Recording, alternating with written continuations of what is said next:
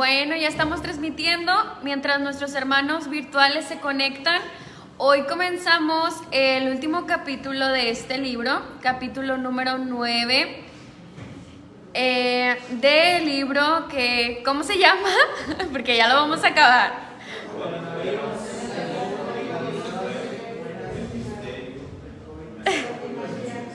No, del antimashiach, no, del Mesías. Capítulo 9 y todavía me le cambian el nombre. Las buenas nuevas según el COVID-19, el mensaje oculto del Mesías. Así es el nombre, yo no se lo puse, se lo puso el autor. Y pues está algo extenso, pero bueno. Hoy vamos a comenzar el capítulo número 9, que lleva por título El coronavirus y los tesoros de las tinieblas. Así se llama, el coronavirus y los tesoros de las tinieblas. Capítulo 9. ¿De qué creen que vamos a hablar? ¿De las tinieblas? Ok. ¿A qué les suena este término? Los tesoros de las tinieblas.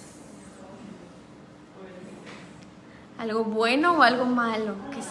¿Algo malo? Okay. No sé. Esa es la pregunta. Ok, muy bien. Sí, se trata quizá de un secreto o un misterio. Ahorita lo vamos a ver cómo lo presenta la escritura. Pero bueno, ese es el título y este título se toma de un versículo que está en las escrituras. Entonces van a necesitar ahí su Biblia abierta y bien listos para buscar algunos versos, que ya saben que buscamos aquí distintos versículos. Entonces el primero, y de donde toma el nombre esta lección, se encuentra en Isaías 45. Isaías 45, versos 3 y 4. Y vamos a ver varias versiones, a ver cuáles son las traducciones. Entonces, cuando lo tengan me dicen para empezar a leerlo en distintas versiones. Isaías 45, 3 y 4. ¿Ya lo tiene, hermana? ¿Sí? A ver, ¿nos ayuda a leerlo?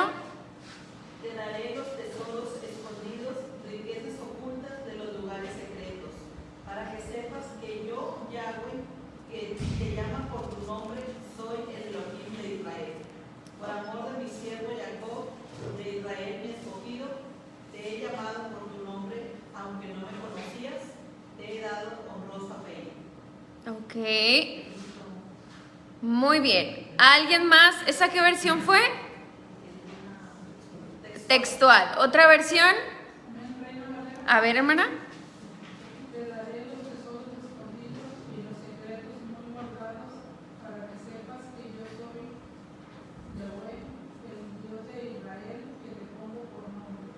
Por amor de mi siervo Jacob y de Israel, mi escogido, te llamé por tu nombre, te puse sobrenombre, aunque no me conociste.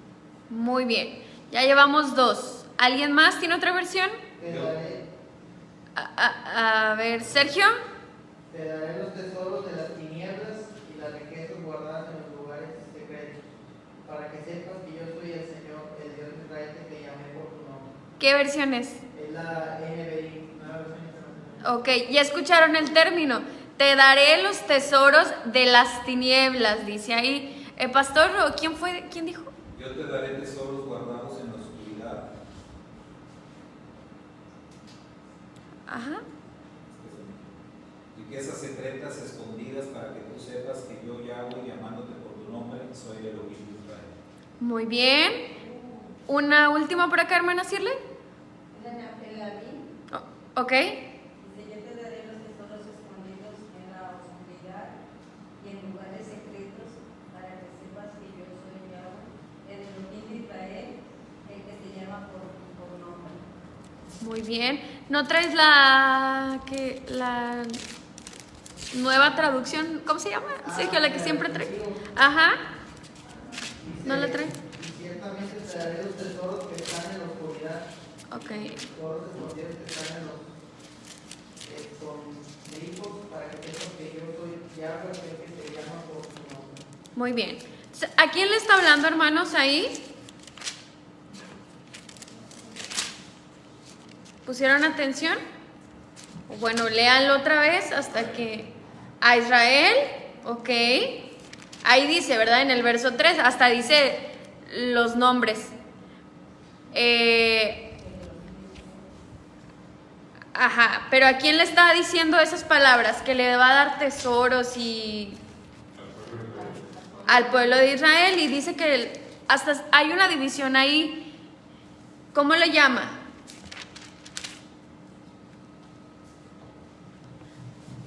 Y te daré los tesoros de las tinieblas o de la oscuridad, como leímos en algunas versiones, para que sepas que yo soy Yahweh, el Elohei de Israel, que te pongo nombre por amor de mi siervo Jacob y de Israel mi escogido. Te llamé por tu nombre, te puse sobrenombre aunque no me conociste. Entonces le está hablando a... De acuerdo al contexto, le está hablando así. ¿A quién? A Ciro. A Ciro, ok. Porque el verso 1 del capítulo 45 de Isaías es un mensaje así.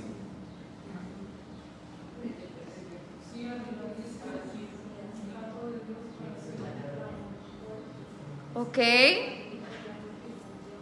¿Cómo dice? Así dice Yahweh a Koresh, a Ciro, su ungido, cuya mano derecha él ha apretado para que él subjugue naciones ante él y le arrebate las túnicas a los reyes, para que así puertas abran ante él y ninguna puerta sea prohibida. Yo iré delante de ti, nivelando las colinas, haciendo añicos las puertas de bronce, destrozando los barrotes de hierro. Yo te daré tesoros guardados en la oscuridad, riquezas secretas escondidas, para que tú sepas que yo, Yahweh, llamándote por tu nombre, soy el Elohim de Israel. Muy bien. Muy bien, entonces ahí el contexto es, a ver, ¿quién fue Ciro? Ok, entonces el contexto ahí es el exilio a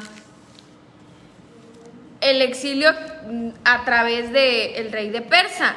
Pero por muchos años, los rabinos han encontrado una interpretación profética en este pasaje. Entonces sabemos que pues la palabra del Eterno, hay muchos pasajes que fueron dados a ciertas personas en un contexto pues en lo literal, o dirigidos para cierta persona, pero que también podemos encontrar distintas interpretaciones, desde lo literal, lo simbólico, incluso lo escondido, que pues bueno, ya son niveles más profundos. Pero este pasaje se ha interpretado por mucho tiempo en relación a la restauración del pueblo de Israel. Y aquí es donde vemos pues ese término un poco extraño de tesoros de las tinieblas o tesoros de la oscuridad. Porque según lo vemos aquí en el contexto, ¿ustedes creen que esté hablando de algo negativo? Pareciera que no, porque dice, te daré secretos muy escondidos para que sepas que yo soy Yahweh y pongo por nombre. Y dice que eso lo va a hacer por amor a su siervo Jacob y por Israel, que es su escogido. Entonces no parece tener una connotación negativa, sino más bien como un regalo o algo así. Entonces el rabino pregunta en el libro, ¿por qué obtendremos tesoros de las tinieblas y no tesoros de la luz? ¿A qué se refiere? Bueno, eso lo vamos a descubrir en este pasaje. Entonces, como ustedes bien dijeron hace ratito, las tinieblas siempre son entendidas como algo negativo. ¿Con qué se compara? Tinieblas es simbolismo de ¿qué cosas? Ok, maldad, pecado, ¿qué más? En las escrituras, ¿qué otro tipo de simbolismo encontramos referente a las tinieblas? Ok, una plaga, ¿qué más? la ausencia de Dios en ese lugar, cuando hay un vacío absoluto, ¿verdad? Son las tinieblas. Ok, ausencia del Eterno, muy bien. ¿Alguien más?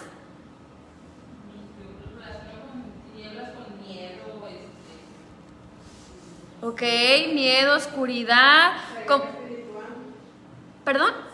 Ceguera espiritual, muy bien. Y como dijo el pastor, plaga, que se relaciona una plaga pues con un juicio o con una prueba.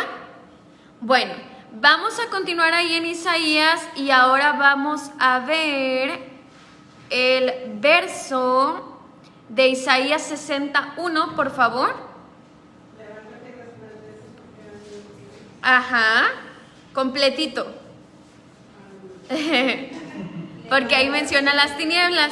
Levántate, resplandece, que ha amanecido tu luz, la presencia de Yahweh ha brillado sobre ti. El siguiente también, ajá. Mira, tinieblas, oscuridad, la tierra y densas nubes los pueblos, pero sobre ti resplandecerá Yahweh y sobre ti se verá su presencia. Muy bien. ¿Alguien más? Resplandece, resplandece hoy en Yerushalayim, porque tu luz ha venido y la gloria de Yahweh ha amanecido sobre ti. Porque a pesar que la oscuridad cubre la tierra y densa tinieblas sobre las naciones, sobre ti Yahweh amanecerá. Sobre ti será vista su gloria y los goyim irán hacia tu luz y reyes hacia tu brillante esplendor. Muy bien. Entonces ahí dice que las tinieblas, ¿qué están haciendo? En el verso pusieron atención. Cubriendo la tierra y una densa oscuridad. Entonces ahí encontramos este término de tinieblas o oscuridad que acabamos de ver en el verso anterior, pero nos dice que cuando esto esté sucediendo es señal de que está llegando o que va a llegar cuando se encuentre así la tierra. ¿La qué? ¿Fuerte? ¿Sin miedo?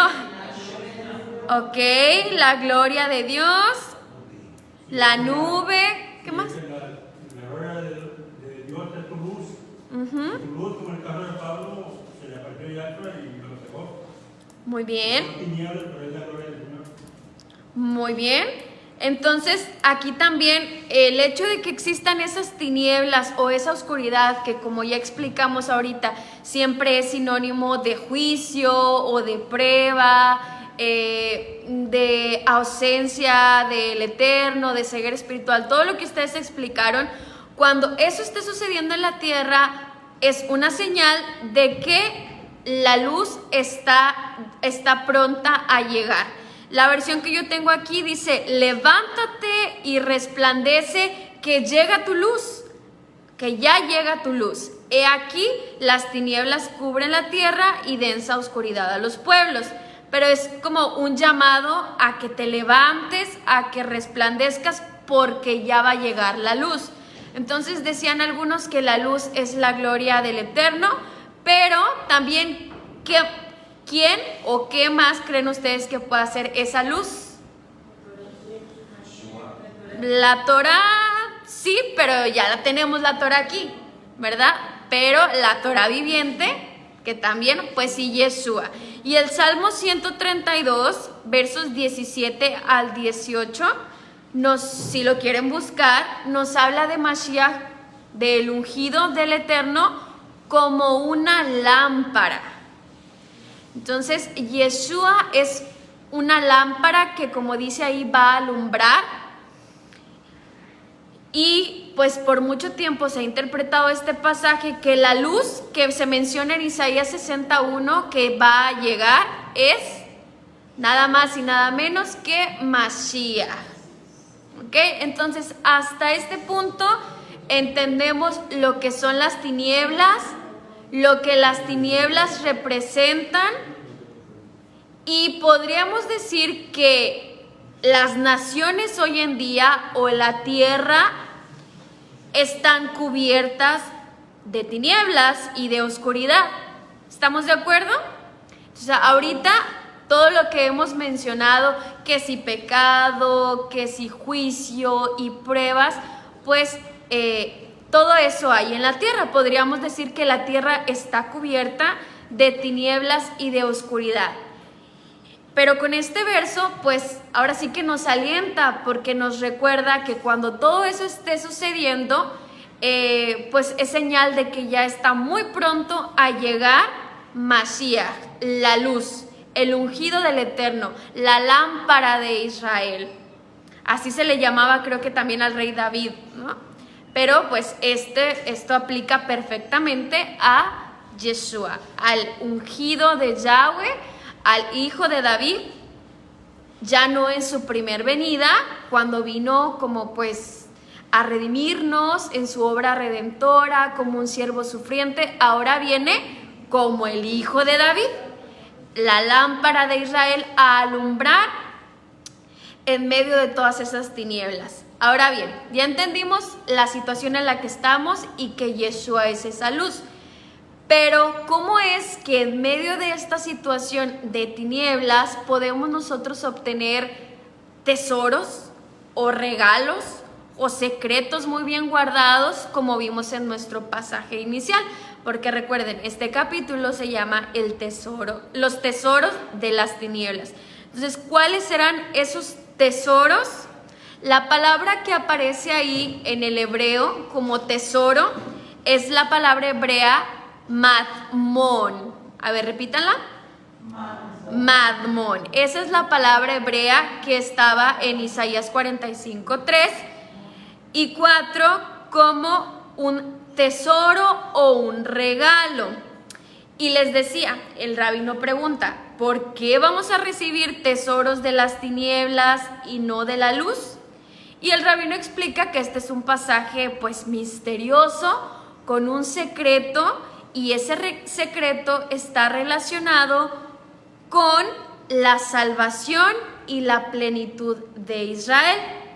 Así que vamos a encontrar la respuesta a esta pregunta y a qué son los tesoros de las tinieblas a la luz de el Éxodo y la primera redención, porque como ya hemos mencionado en clases anteriores y el pastor nos ha dicho muchas veces, lo que sucedió allá en el Éxodo, esa salida, esa redención con Moshe ahí como pues el redentor de Israel en ese momento, es o nos puede enseñar pues lo que va a suceder en la segunda gran redención, en la redención final.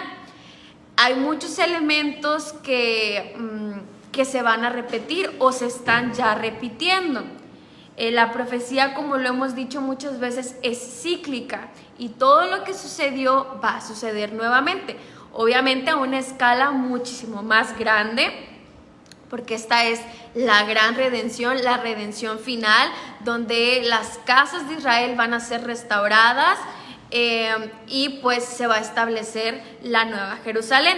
Pero todo lo que sucedió nos da una enseñanza. Entonces, hemos dicho que cuando ellos salieron de Egipto o la situación en la que ellos estaban ahí, pues cuando ellos estaban en Egipto, Egipto hemos dicho representa al mundo o a la tierra que estaba en oscuridad o en tinieblas. Pero cuando todo esto estaba sucediendo, la redención ya estaba muy cerca. Ya el Eterno a través de Moshe estaba a nada de redimirlos, de sacarlos de la tierra de Egipto. Bueno, lo mismo sucede hoy en día. Entonces vamos a ir allá y vamos a ver que si alguien me ayuda a buscar Génesis 15, del 13 al 14, ahí se menciona un tesoro o una gran riqueza. Entonces vamos a buscar esta palabra mamón, como les dije, tesoro, regalo, vamos a relacionarla con otros pasajes. Y el primero va a ser Génesis 15 del 13 al 14. Quien lo tenga, me ayuda a leerlo, por favor. Entonces él dijo a Abraham, ten por seguro que tus descendientes serán peregrinos en una tierra que no será suya, en la cual servirán y serán oprimidos durante 400 años. ¿El 14 también? Pero yo también voy a juzgar a la nación a la cual servirán, pero luego saldrá de ahí con muchas posesiones. Ok, ahí lo menciona como posesiones. Bueno, primeramente, ¿a quién se le está dando esta palabra? Abraham, ok, para ponernos en contexto. Se le está dando una profecía a Abraham de lo que iba a suceder con su pueblo cuando fueran esclavos, pero que luego serían redimidos o liberados, y cómo iba a ser esa liberación. Y al final se menciona que iban a salir con muchas posesiones. ¿Cómo dicen otras versiones la última frase? La de saldrán con muchas posesiones. Gran riqueza, muchos bienes. ¿Quién más? Igual, riqueza, bienes, posesiones. Gran riqueza. Muy bien. Entonces ahí también está relacionada con la palabra que vimos ahorita, la palabra madmón, que es tesoro, riqueza, regalo, pero ahí aparece en la profecía a Abraham de lo que iba a suceder con el pueblo de Israel. ¿Y esto se cumplió, hermanos? ¿Qué saben ustedes? ¿Sí se cumplió, no se cumplió? ¿Salieron con riquezas o no? ¿Qué nos dicen las escrituras acerca de esto? Que los mismos egipcios les daban joyas. Ok, muy bien. Entonces, ¿ustedes creen que la gran riqueza se refiere a qué tipo de cosas? Cuando algo viene a ti de una persona inconversa, ¿puede ser?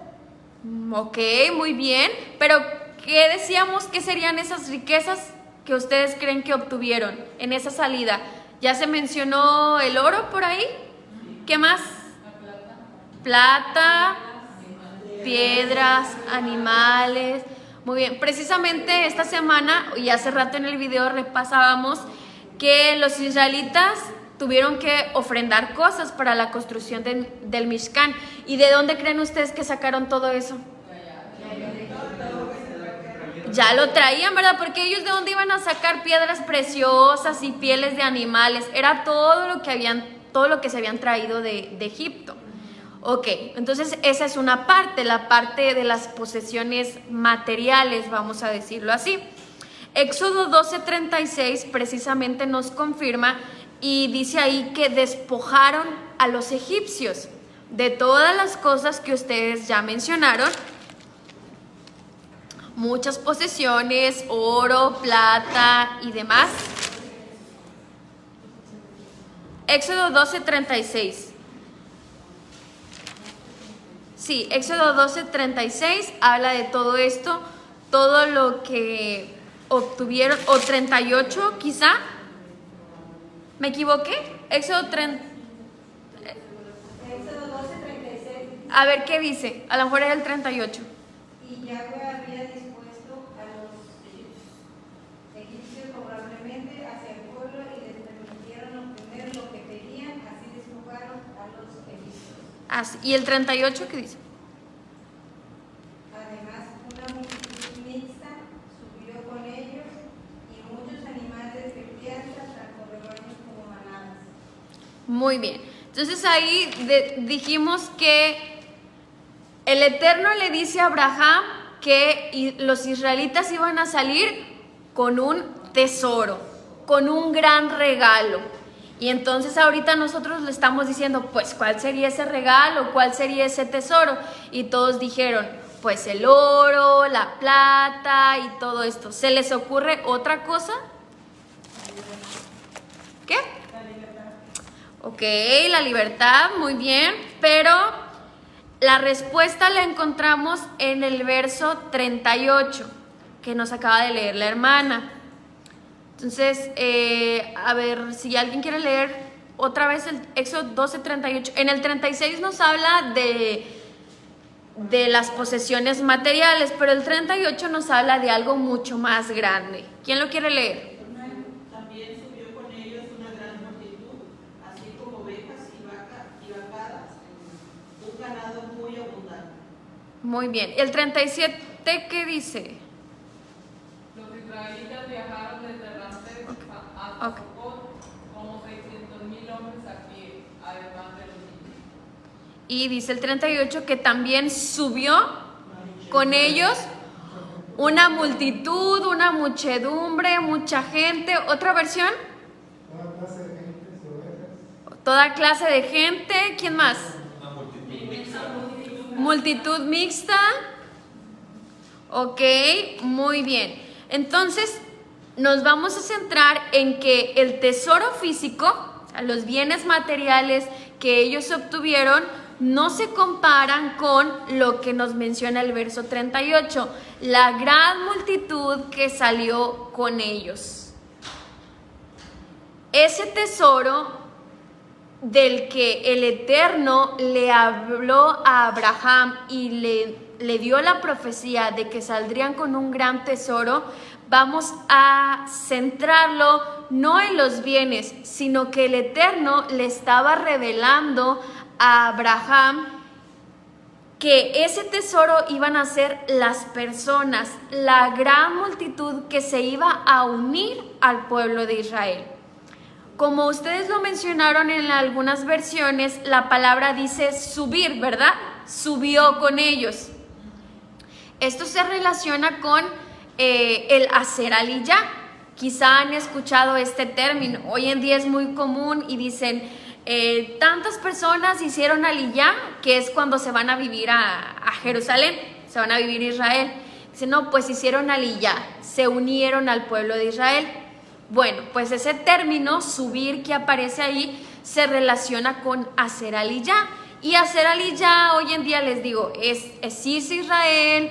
Para algunos es como convertirse al judaísmo, pero pues no estamos hablando de eso, sino como sí una conversión, pero no al judaísmo, sino al Dios de Israel.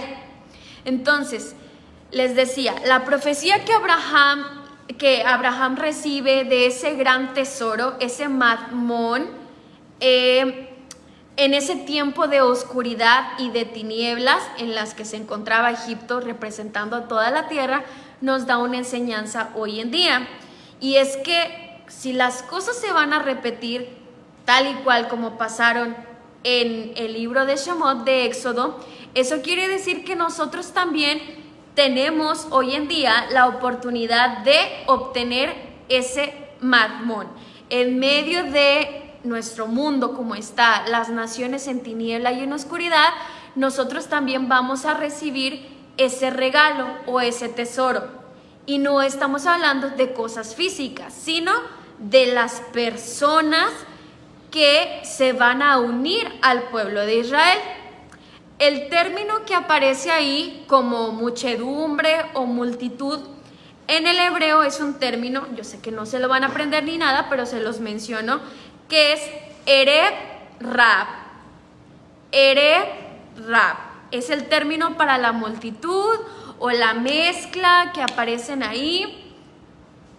Y no sé si ustedes hayan escuchado o leído o qué nacionalidades tenían esa multitud. ¿Eran todos egipcios? ¿Qué han escuchado?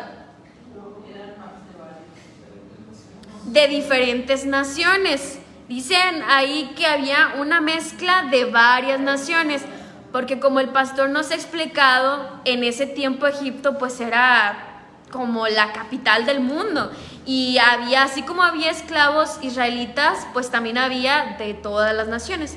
Entonces muchos de ellos se sumaron pues se convirtieron, porque era un proceso por el que ellos tenían que pasar.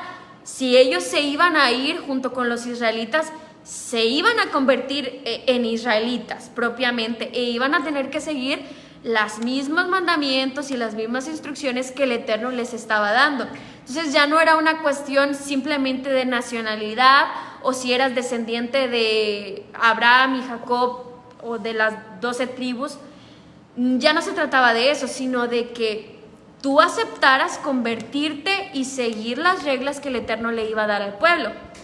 La Torá que se iba a dar pues días más tarde, después de que salieran.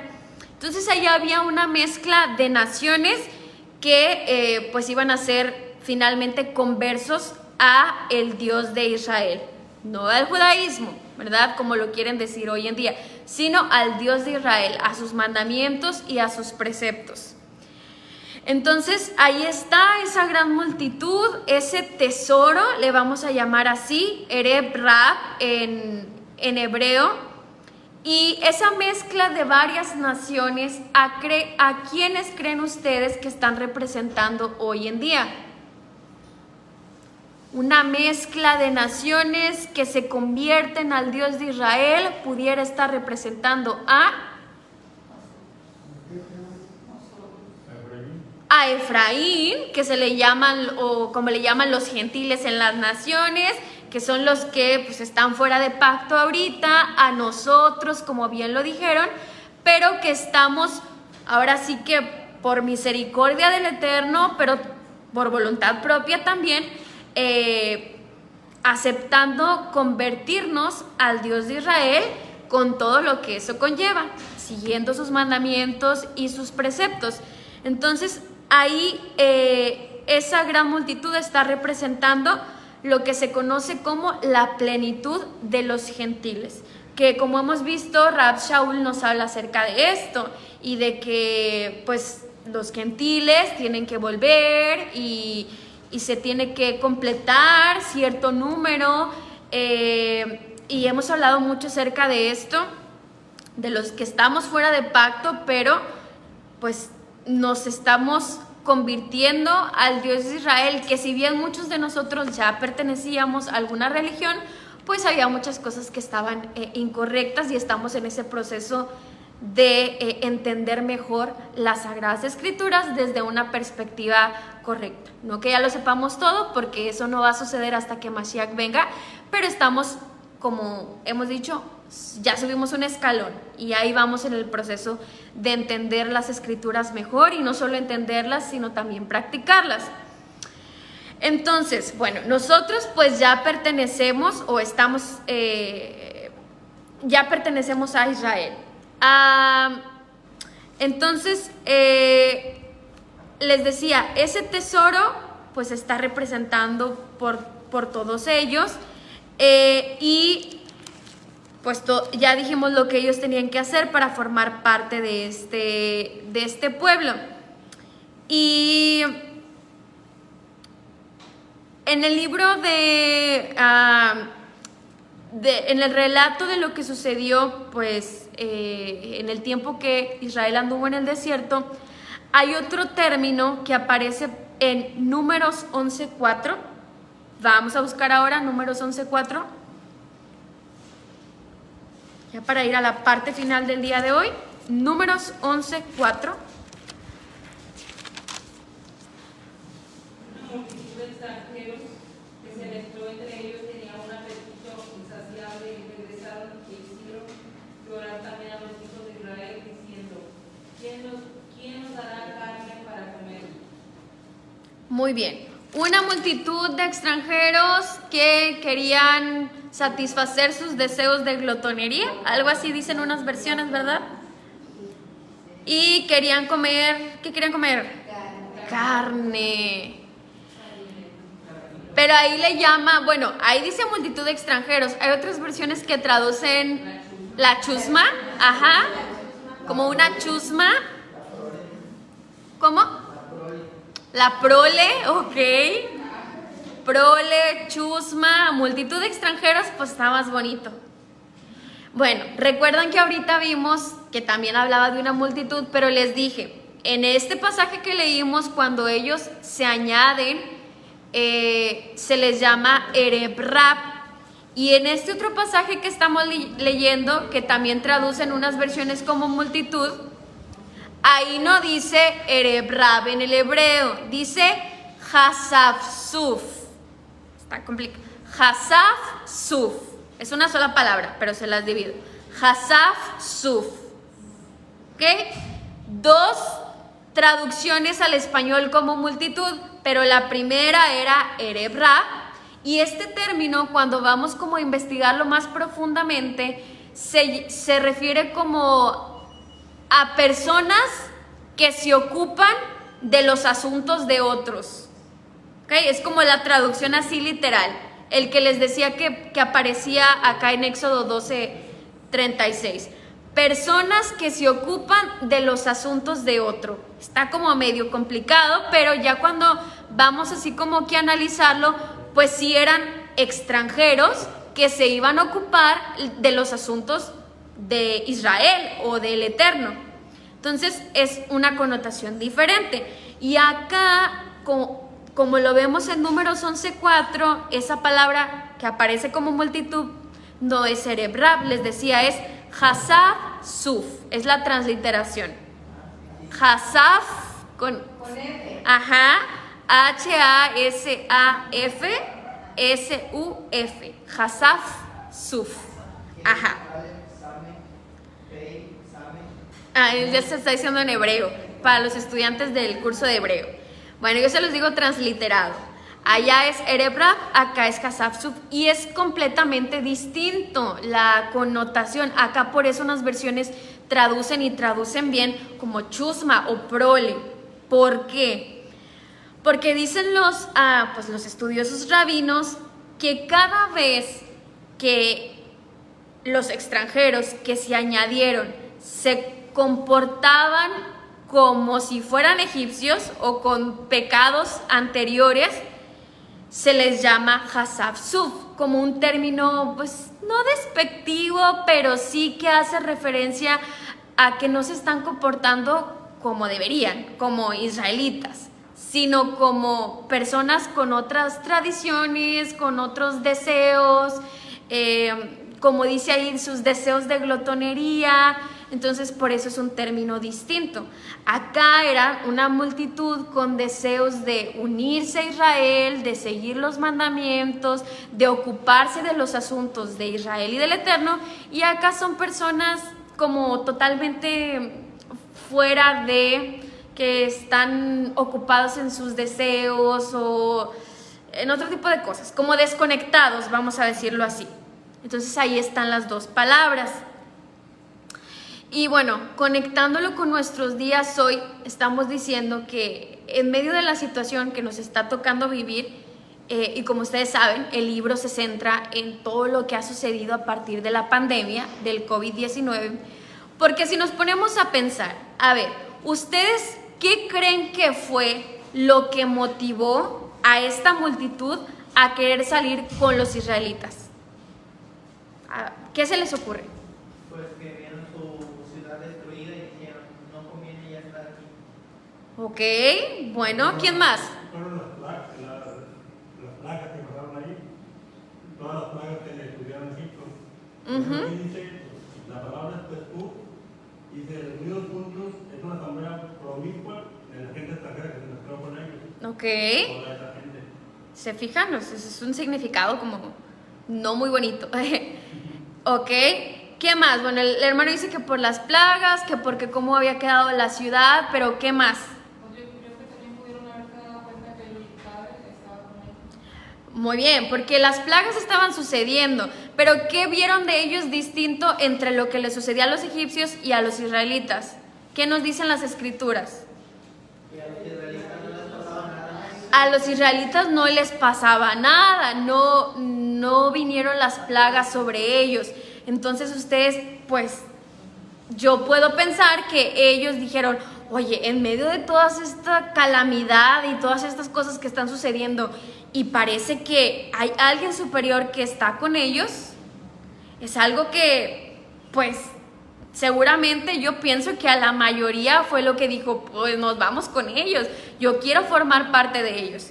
Entonces, como les decía desde el capítulo número 1, este libro nos habla de la situación que estamos viviendo, de las tinieblas o de la oscuridad, propiamente de la pandemia y el COVID-19, como más que una calamidad, como una oportunidad para, pues, hacer ciertas cosas que hemos venido repasando a lo largo de cada capítulo.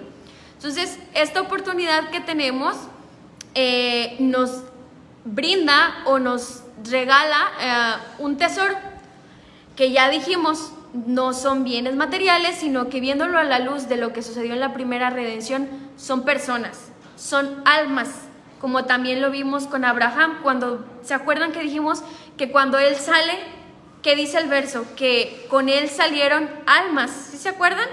que vimos este versículo, que con Abraham salieron su familia y las almas que habían adquirido en Harán, decía el texto. Entonces, más personas que salen con él. En Éxodo, pues también lo vemos. También lo podemos ver, por ejemplo, quien guste buscar Esther 8:17. Los tengo busque y busque. Pero Esther 8:17.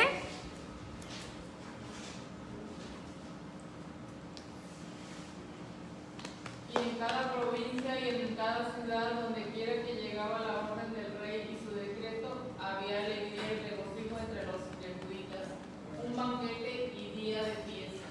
Y mucha de la gente del país profesaban ser jebuitas, porque el miedo a los jebuitas había caído sobre ellos. Muy bien, entonces ahí habla de cuando en tiempos de la reina Esther, cuando pues iba a ocurrir esta matanza de los judíos, y dice que muchos de los extranjeros se estaban convirtiendo también, por miedo, por lo que dice ahí, pero se estaban convirtiendo, como es la traducción más correcta. Entonces, otra vez vemos cómo en medio de tiempos difíciles y de circunstancias adversas, de calamidad o de temor, esto se convierte en una oportunidad para que personas se conviertan.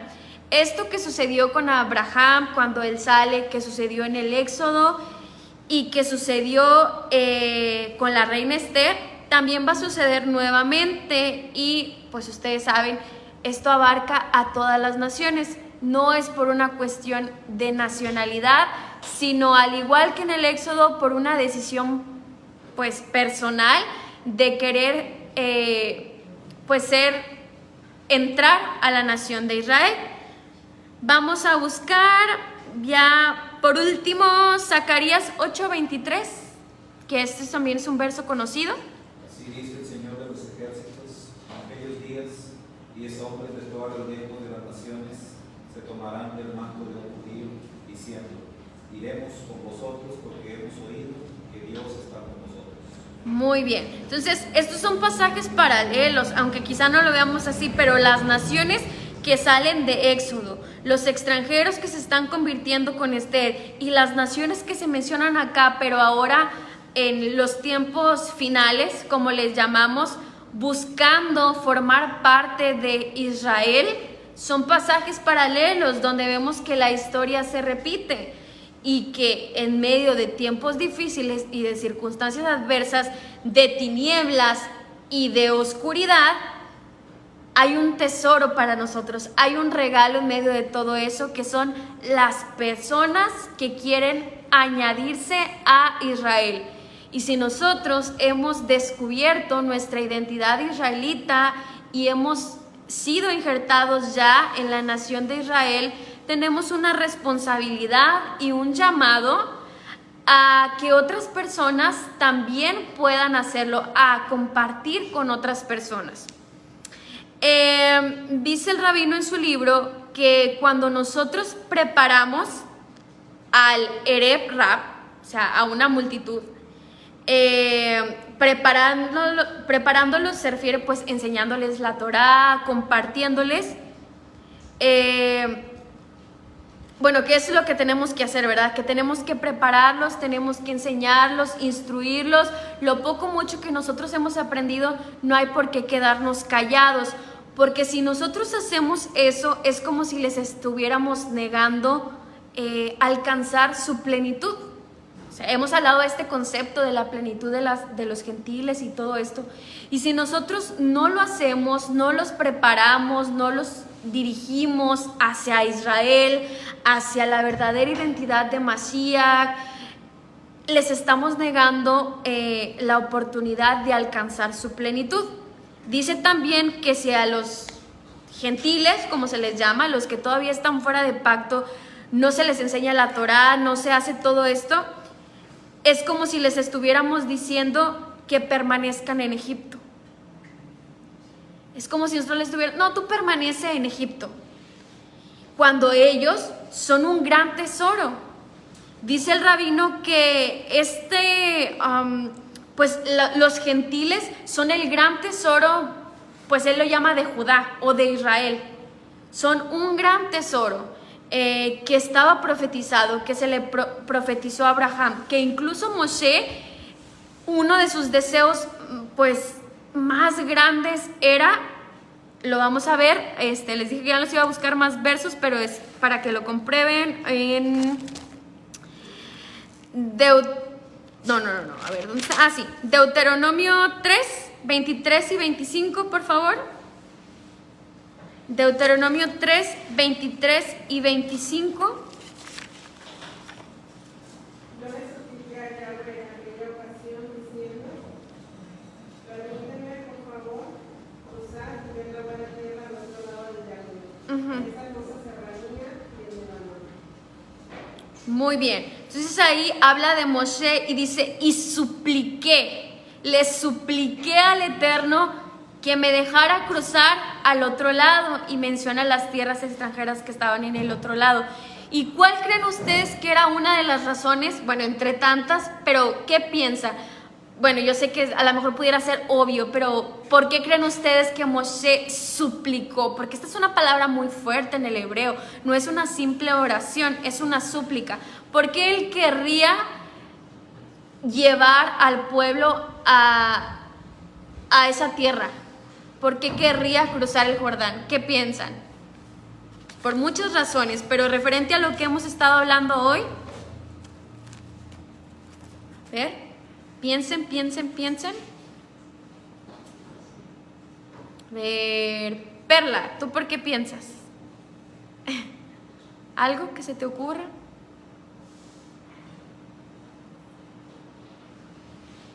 ¿Eh? Pues porque había sido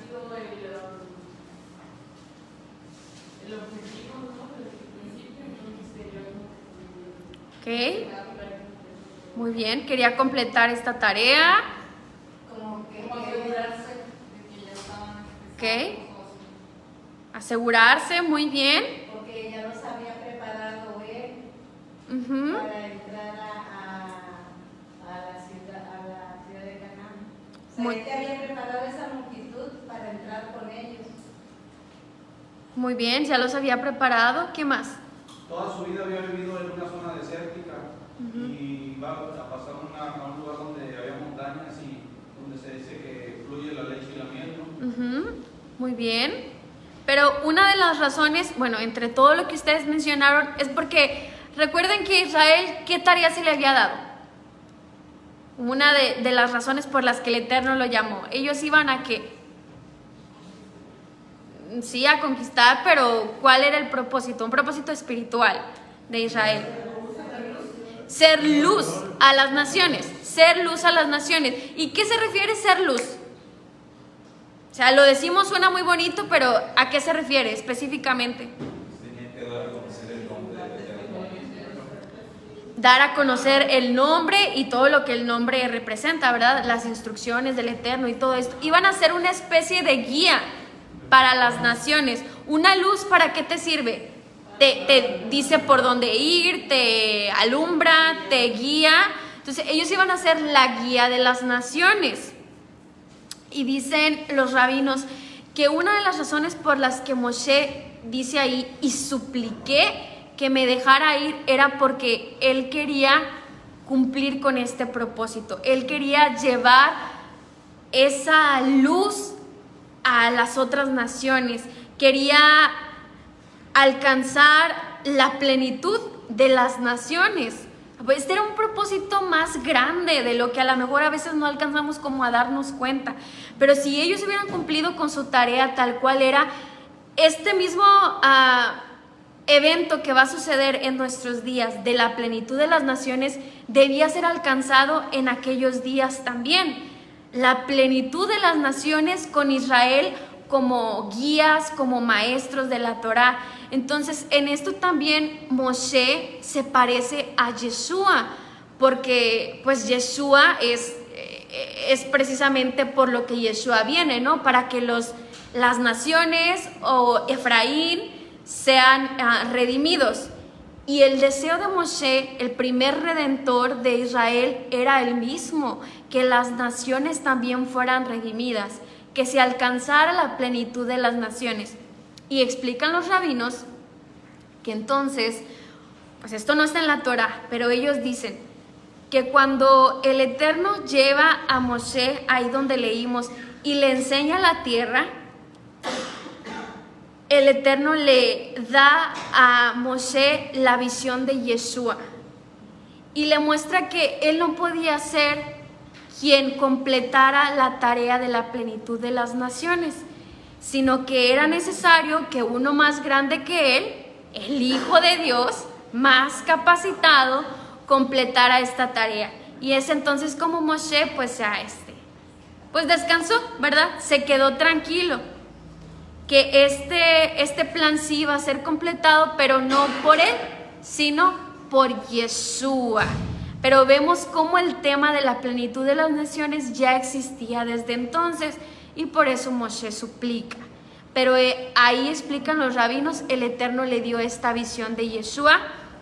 ¿Y cómo sabemos que es Yeshua? Bueno, pues nosotros ya tenemos esa ventaja, que esto pues ya sucedió, ya sabemos que esto se cumplió y que es precisamente Yeshua, y no ha habido nadie más como Yeshua que atraiga a tantos miles de gentiles, llamados gentiles, en todo el mundo. ¿Quién creen ustedes que ha tenido más seguidores en el mundo? Pues Yeshua, ¿verdad? El más famoso, podríamos decirlo así, desde hace por lo menos 2000 años, es Yeshua, el que ha atraído a muchísimos gentiles en todo el mundo. Quizá no como Yeshua, quizá con su nombre, pues como Jesucristo, pero hoy en día estamos ante esa oportunidad de compartir su imagen restaurada, de formar parte de este proceso de restauración. Les explicaba hace ratito los dos términos, el de Erev Rav y el de hasta yo me confundo, Hasafsuf, ¿verdad? Que decíamos los que se ocupan de los asuntos del Eterno y de Israel, y la chusma o la prole o todo lo que vimos ahí negativo. Y dice también el rabino que ellos, esta multitud, son el mayor regalo para el pueblo judío, porque si ellos anhelan realmente, y lo anhelan porque todos los días oran y piden al Eterno que Yeshua venga, pues ahí está la oportunidad, porque ellos son responsables de compartir este mensaje, de enseñar Torah, y de alguna forma se está cumpliendo, porque como hemos platicado en otras ocasiones, que ya hay muchas páginas, hay canales de YouTube donde judíos y también judíos creyentes en Yeshua están compartiendo el mensaje y lo están abriendo más. Ya no son tan cerrados o tan celosos de que no, nada más aquí entre judíos, sino que ellos ya también aceptan que de otras naciones dicen vengan y hagan aliyá y vengan a formar parte de Israel y estudien Torah y todo esto. Entonces, del lado de casa de Judá ya también está más pues la apertura, y del lado de casa de Israel y dentro del cristianismo, quienes tienen a Yeshua, pues también ya lo están presentando de otra manera, ya no como Jesucristo, como un Dios como que romano, griego, sino que cuando ya lo están presentando como Yeshua, el Mesías de Israel, con su nombre como es y su identidad y sus enseñanzas, y sin quitarle su nacionalidad y su identidad, eso también está trayendo a casa de Judá. Entonces vemos que sí se está cumpliendo y que ambas casas pues están haciendo la tarea, pero todavía hay mucho que hacer. Ahora nosotros, ¿dentro de qué grupo nos ubicamos? Pues estábamos acá, ¿verdad? Dentro del cristianismo, pero no digo que seamos ya casa de Judá, pero recuerden, esto ya es que somos Israel, y si hemos conocido, tenemos una tarea y una responsabilidad. Y yo en lo personal creo, o bueno, esto es como algo que he tenido últimamente, que ya después que nos convertimos como a raíces hebreas, dejamos un poquito de lado el tema de compartir. Ya se ha estado retomando y todo, y bueno, siempre estuvo como quiera, pues que compartirlo en Facebook y todo esto, y hasta ahí estamos bien como comunidad, pero siento que hay más cosas que pudiéramos hacer. Les decía hace rato de los dos términos, y el rabino dice que cuando nosotros no compartimos al Erev Rab, no les compartimos a las multitudes todo esto que hemos aprendido, no los guiamos, no los enseñamos, entonces ellos que son un tesoro, al igual que los tesoros físicos se utilizaron para la construcción del Mishkan, esos tesoros, que son ahora las personas, en lugar de servir para edificar una casa para el Eterno, son usados para hacer un becerro de oro. Pero no estamos hablando de los bienes físicos, sino de las personas. Cuando la multitud tiene un deseo, pero no son bien dirigidos, entonces en lugar de estar funcionando o tener una función para construir un Mishkan, están teniendo o pueden ser usados para hacer un becerro de oro. ¿Y qué es el becerro de oro? Pues las ideologías incorrectas, las religiones, la confusión, ciertos tipos de idolatría. Entonces yo sí me quedé pensando mucho que dentro del cristianismo, por ejemplo, nuestros hermanos, ¿cuántas personas no conocen ustedes? O incluso nosotros en tiempos cuando éramos bautistas, que en verdad le echan bastantes ganas. Ustedes no conocen hermanos así, que muchos realmente se esfuerzan en querer compartir y en, a ver, ahora qué estrategia buscamos, y le invierten recursos, y le invierten tiempo, y le invierten ganas, y se capacitan, pero no da fruto. A veces no da fruto. Y nosotros lo hicimos también y no haya fruto. Y muchas veces decimos, no, es que bueno, pues es el Eterno y nosotros lo hacemos, pero el Eterno. Sí, pero no, porque no estamos o no estábamos enseñando quizá lo correcto, y entonces encaminábamos a las personas a que en lugar de ser un tesoro que se utilizara para la construcción del Mishkan, pues estuvieran siendo un tesoro que siguiera compartiendo más de lo mismo, siguieran en el error, compartiendo cosas incorrectas, construyendo un becerro de oro.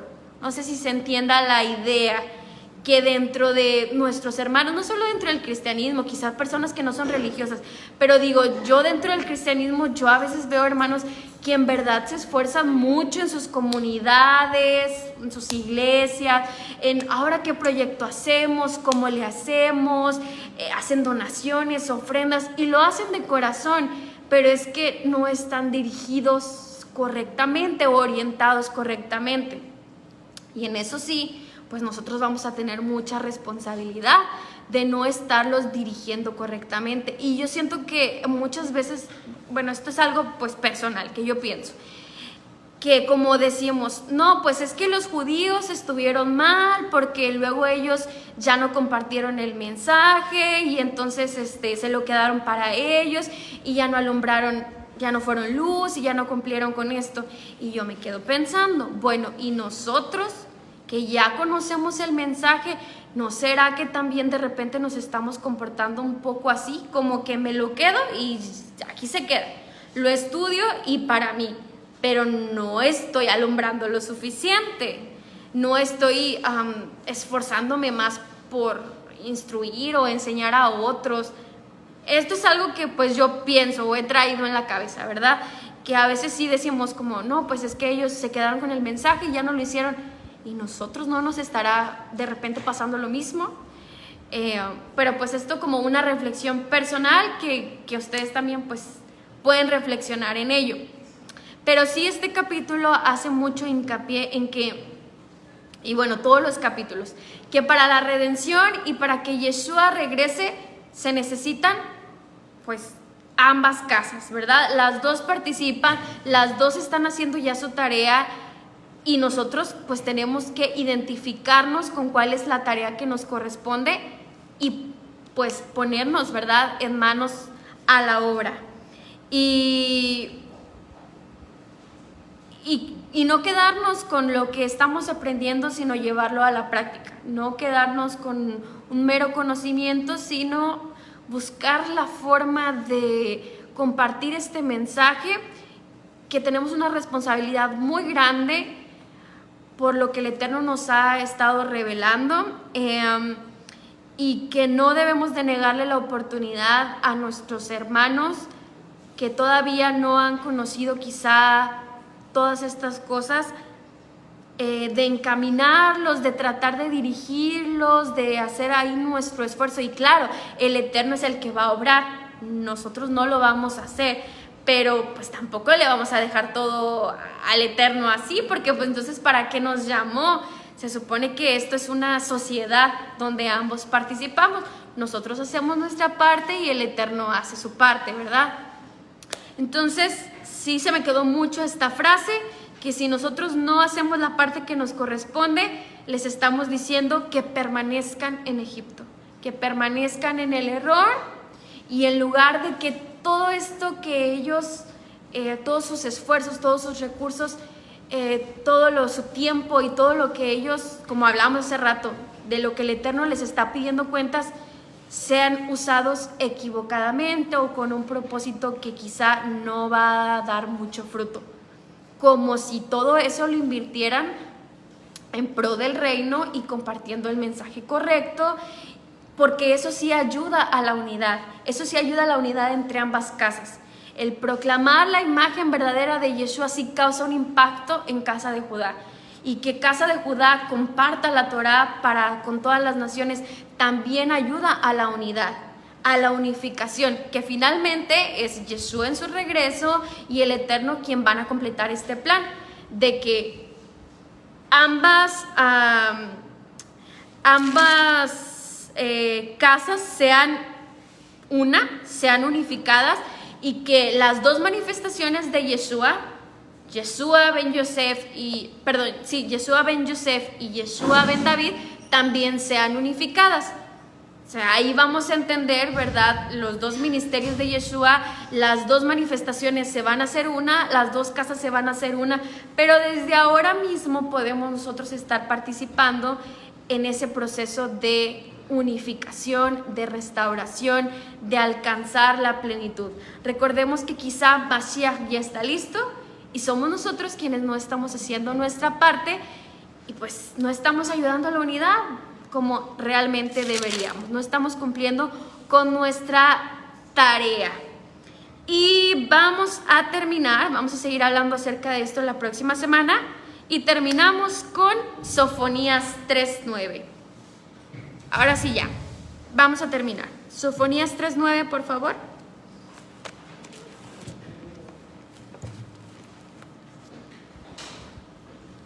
¿Quién lo quiere leer?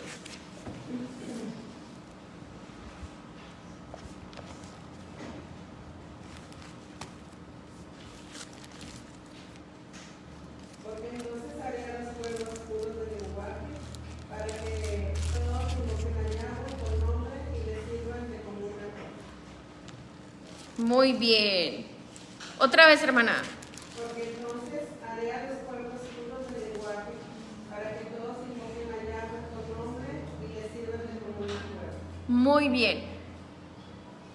Todos los pueblos, de todos los pueblos hay siervos del Eterno. El Eterno los está llamando a todos a formar parte de Israel. Y si nosotros podemos participar en esa tarea, porque sí podemos, porque ya hemos hablado en otro tema que el Eterno nos ha dado muchas cosas, habilidades, dones, talentos, recursos, conocimiento y su ruaj para poder hacerlo.